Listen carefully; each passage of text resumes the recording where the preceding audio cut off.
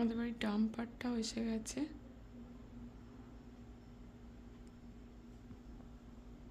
যে ওই যে আমাদের কালকে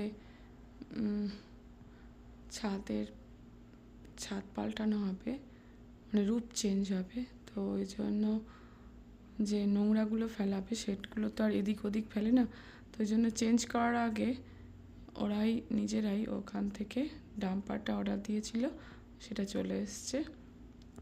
এইটা বসিয়ে রাখবে, এইবার এখানেই নোংরাগুলো ফেলে একসাথে নিয়ে চলে যাবে।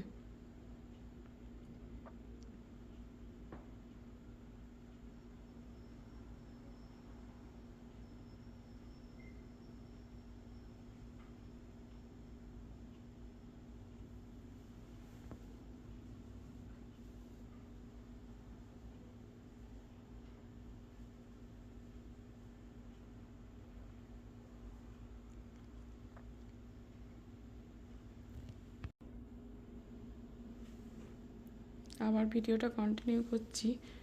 ওরা এসেছিলো আমাকে একটু জিজ্ঞাসা করতে যে এখানেই রাখবে কিনা, যে গ্যারেজে কার আছে কিনা আমাদের, কারণ আমাদের গ্যারেজের সামনেই তো রাখছে। আমি বললাম না, গ্যারেজে আমাদের গাড়ি নেই,